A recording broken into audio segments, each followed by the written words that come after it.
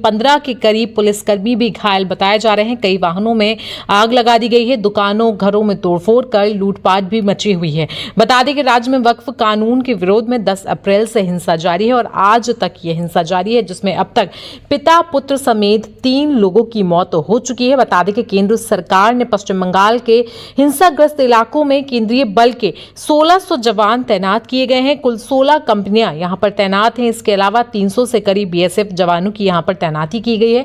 इसके अलावा 5 कंपनियां अतिरिक्त तैनात की गई हैं। हिंसाग्रस्त वाले इलाके में इंटरनेट बंद है, धारा 144 लागू है और 150 से करीब लोग भी गिरफ्तार हो चुके हैं। लगातार आपको पश्चिम बंगाल से सामने आ रही तस्वीरें दिखाते हैं, जहां पर वक्फ कानून को लेकर जो है ये प्रोटेस्ट जो है अब हिंसक हो चुका है। शनिवार को इसे लेकर हाईकोर्ट में बड़ा फैसला भी सुनाया गया था, जिसके बाद हाईकोर्ट ने बहुत बड़ा आदेश दिया था। बता दें, लगातार बीजेपी जो है पश्चिम बंगाल की सरकार और ममता बनर्जी पर निशाना साध रही है। बीजेपी के खेमे से शुवेंदु अधिकारी और तो और सुकांत मजुमदार ने जो है वो मोर्चा संभाल रखा है। वहीं अब जो है यहां पर भारी पुलिस बल की तैनाती की गई है और कई सारे पुलिस कंपनियां जो हैं वो यहां पर तैनात है। लगातार आपको तस्वीरों में दिखा रहे हैं कैसे पश्चिम बंगाल में ये जो प्रोटेस्ट है वो हिंसा का रूप लेता गया है।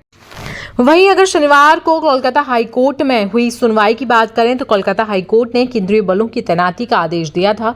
कोर्ट ने कहा था कि जब लोगों की सुरक्षा खतरे में हो तो कोर्ट मूक दर्शक बनकर तकनीकी बचाव में उलझे नहीं रह सकते हैं। कोर्ट ने आगे कहा था कि हम अलग अलग रिपोर्टों को नजरअंदाज नहीं कर सकते हैं जो प्रथम दृष्टया यानी कि एफआईआर फर्स्ट रिपोर्ट जो है पश्चिम बंगाल राज्य के कुछ जिलों में बर्बरता दिखाती है। वहीं अर्धसैनिक बलों या फिर केंद्रीय सशस्त्र पुलिस बल की तैनाती का उद्देश्य केवल राज्य प्रशासन को इस राज्य में लोगों की सुरक्षा के लिए सुनिश्चित करने में मदद करेगा। तो लगातार आपको तस्वीरें दिखा रहे हैं जहां पर पश्चिम बंगाल हाईकोर्ट ने भी जो है यहां पर कड़े आदेश दिए थे। बता दें कि बीजेपी के खेमे से शुवेंदु अधिकारी ने कोर्ट के आदेश के बाद कहा कि पश्चिम बंगाल में जंगल की आग की तरह फैल रहे बड़े पैमाने पर सांप्रदायिक दंगों के मद्देनजर मैंने केंद्र अर्धसैनिक बलों की आवश्यकता के लिए राज्य सरकार से तत्काल हस्तक्षेप करने की मांग की थी। राज्य सरकार ने इसे स्वीकार नहीं किया। कोई और विकल्प ना होने पर मैंने तत्काल सुनवाई के लिए हाईकोर्ट का दरवाजा खटखटाया था, जिसके बाद फाइनली हाईकोर्ट ने जो है यहां पर फोर्स की तैनाती के आदेश दिए थे और पश्चिम बंगाल सरकार यानी कि ममता बनर्जी की सरकार को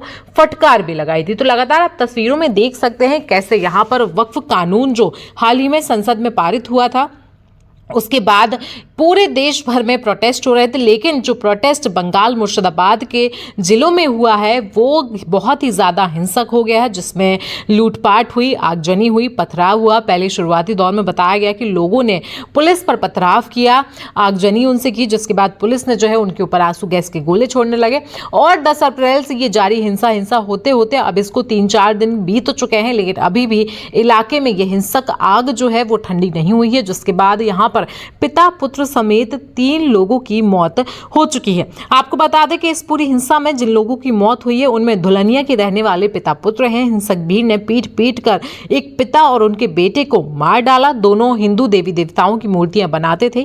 तीसरा युवक जो है वो शुक्रवार को गोली लगने से घायल हुआ था। इलाज के दौरान उसकी मौत हो गई। पश्चिम बंगाल में नेता शुवेंदु अधिकारी ने कोलकाता हाईकोर्ट में याचिका भी दायर की थी, जिसमें केंद्रीय बल की तैनाती और हिंसा की जांच एनआईए से करवाने की मांग की गई थी। हाईकोर्ट ने हिंसाग्रस्त इलाकों में केंद्रीय सुरक्षा बलों की तैनाती का आदेश भी दे दिया था।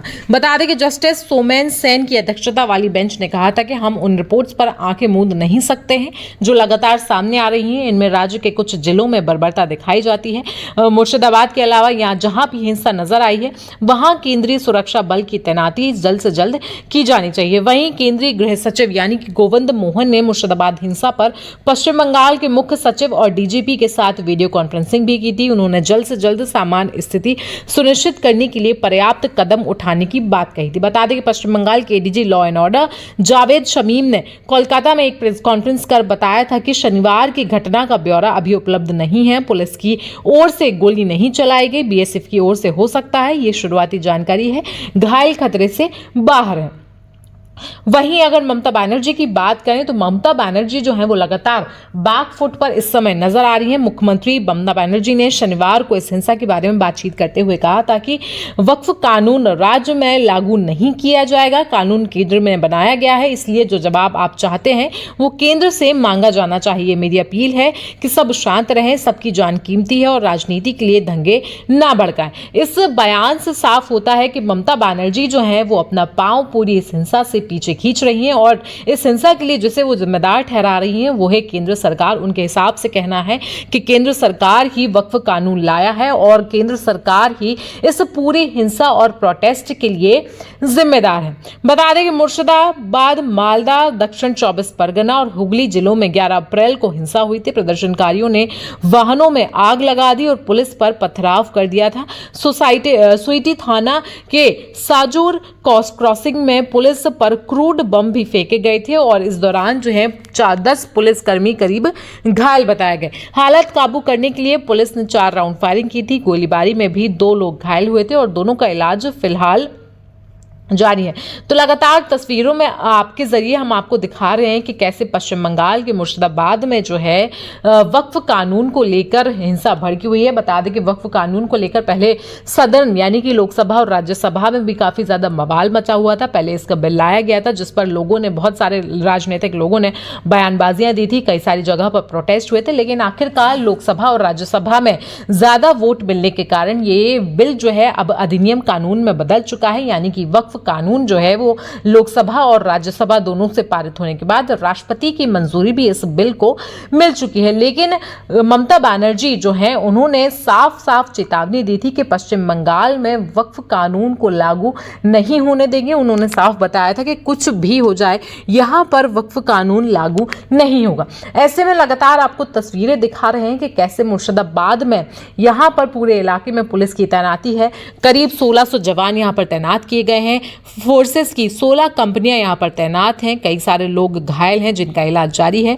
और बता दें कि इस पूरे हिंसा में पिता पुत्र समेत 3 लोगों की मौत हुई है। ये जो पिता पुत्र की जोड़ी है वो हिंदू देवी देवताओं की मूर्तियां बनाते थे और एक युवक